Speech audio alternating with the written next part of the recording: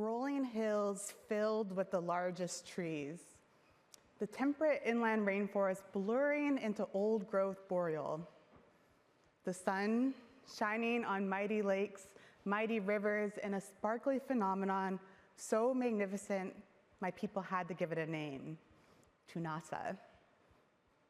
Year after year, people move with the seasons, working incredibly hard, but taking only what they need, a relationship that perfects itself over time. A governance system rooted in well-being, wealth redistribution, accountability, and care. A core belief that we need one another, that my survival is tied up in yours. This is not some far-off utopia I'm describing, but rather the way my people had lived since time immemorial. I am from the village of Stella, Laksuyu Basasta. I sit with the Caribou clan.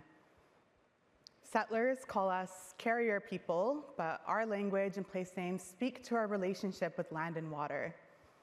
Regionally, we are known as Dakas, people who travel by water. People from my village specifically are called Stellat'en, people of the Cape. But my Atsu, my grandmother, calls us Yinka Dene, people of the land. I am so proud to have grown up on my matrilineal homelands. I am a middle child. I had a preteen brother, a baby sister that kept my mom very busy, which meant I had all the time in the world to go outside and play, deepening my relationship with land and culture, spending a lot of time in the forests, by the rivers, until the sockeye salmon became my favorite animal of all time. My Atsu was born right along two rivers, the Stellako and the Endako, where my community is now located. When settlers first arrived to the area, they wrote of how abundant and well taken care of the land was. I still see a lot of that natural beauty today. But despite the reverence I have for the lands and the waterways that raised me, I also know that my homelands tell a different story of what it's like to live through relentless extraction and ongoing colonialism. When I'm at home in Stella, I look out my window and I see Highway 16, known as a highway of tears, named because of the disproportionate violence faced by Indigenous women, girls, and Two-Spirit people. Despite growing up amongst freshwater abundance, my community struggled with basic needs such as clean drinking water. Industry after industry have come and went, forever altering our natural land and water ecosystems. This is not some mere symptom of corporate development, but rather an intentional tactic to not only seize land and resources, but to completely overhaul a governance and economic system based on reciprocity. My people used to move through vast parts of the territory as semi-nomadic people, but suddenly were placed on tiny, undesirable parts of our land called reserves, and not permitted to leave without permission of a government-imposed Indian agent. Outside of these reserves, the fur trade, forestry, fisheries, mining all boomed, creating massive amounts of wealth for corporations and colonial governments. Our traditional economy was outlawed, and we were systematically excluded from the one that persists today. My people had to survive pandemics, residential school, and this new every man for themselves status quo without even being afforded a job to make ends meet. Scarcity and precarity became the new normal. Today, these consequences of the systemic impoverization still persist. There are still corporation after corporation lined up to make their buck and leave. The pattern is always the same. Profits flow out, and the consequences stay with us. When industry is booming, we'll see temporary jobs, community sponsorships, and promises of long-term prosperity. But when the bust comes, as it always does, we're left with the mess. We are left with the contaminated water, with the depleted resources, job insecurity, climate vulnerability, and another generation forced into this extractive economy to survive.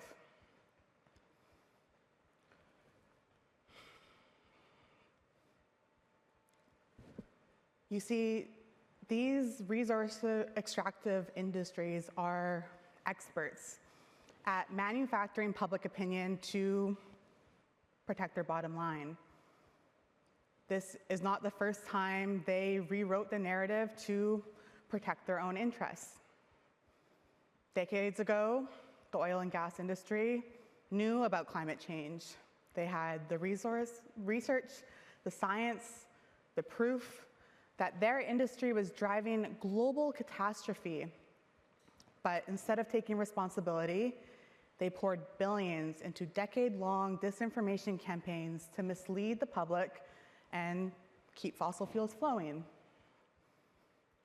But of course, today, the climate crisis is impossible to ignore, as we all spend summer after summer choking on wildfire smoke, surviving record-level heat waves, entire communities burned to the ground, followed by droughts and floods that cost our provinces billions and cost us our lives and livelihood.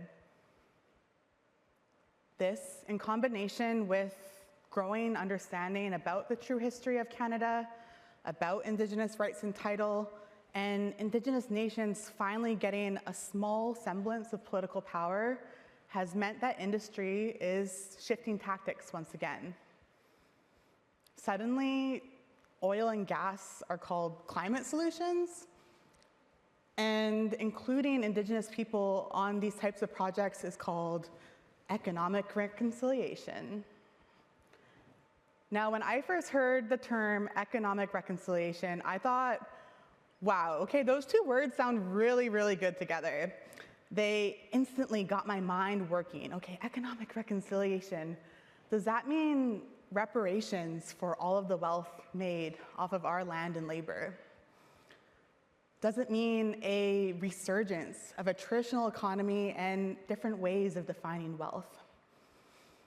Economic reconciliation, does that mean finally using thousands of years of Indigenous science and governance to improve our fragile Canadian economy and democracy that is now more than ever under threat because of changing political terrain? Of course, this new buzzword does not mean any of those things. The relentless drive for extraction in this country threatens to water down this important notion to simply mean assimilating within the capitalist framework.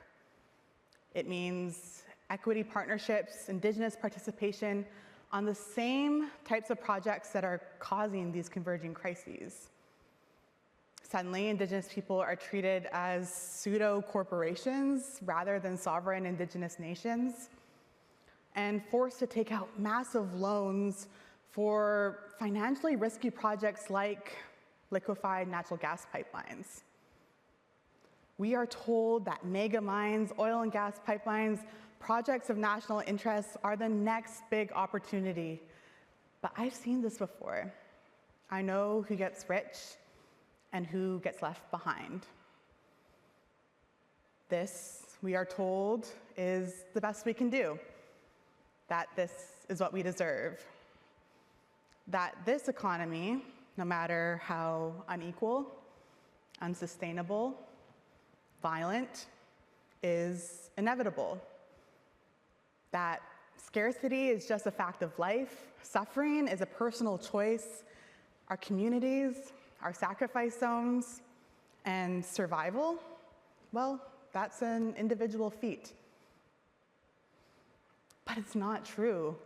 I know it's not true. How can it be true when Indigenous nations coast to coast to coast have unique languages, laws, governance, economic systems that allowed them to survive sustainably on these lands, longer than the country we call home has existed.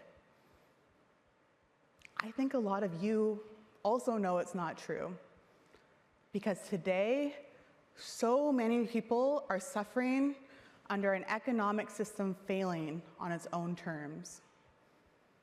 So many of us can't afford food, can't afford housing. We have critical infrastructure, public services defunded, while our governments find endless amounts of money for war. Our communities are hollowed out. Climate is unraveling, fascism is rising, and still we are told what's needed is more extraction, more sacrifice, more of the same system that got us here. To me, this is the problem of our lifetimes. But within this problem, I also see a tremendous opportunity for Indigenous and non-Indigenous communities alike. Indigenous economic principles have so much to offer, not just to Indigenous communities, but to everyone trying to survive this moment. We don't have to accept this watered-down notion of economic reconciliation. When faced with economic crisis, now is the opportunity to ask ourselves, what would it look like to reclaim these economic models and to lead new ones? We get to ask ourselves, what would it look like to actually build a system of care, a system that meets our needs? What can we learn from the economic models that have already existed on these lands and from new ones emerging around the world? This shouldn't be so hard to understand. Is it so impossible to imagine? To imagine wealth for us all instead of immense wealth for the top 1%?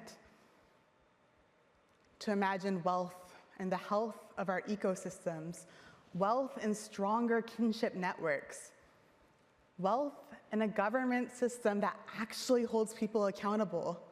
Wouldn't that be nice? Is that too much to ask? Wealth in knowing how to live on these lands without destroying the conditions that make life possible. This kind of imagination, this hope, this determination to organize and win this world can give us something that the current system has failed to give us: resilience. Not communities, families, individuals expected to endure crisis after crisis with declining support, but actual resilience, diverse local economies, shared responsibility, stronger social ties. Reclaiming this economic imagination matters because the status quo relies on us believing there is no other alternative. But there is. There always has been. What was taken from us was never just land or resources. It was a way of organizing life, and reclaiming that might just be our best chance at a livable, dignified future for all. Awetse.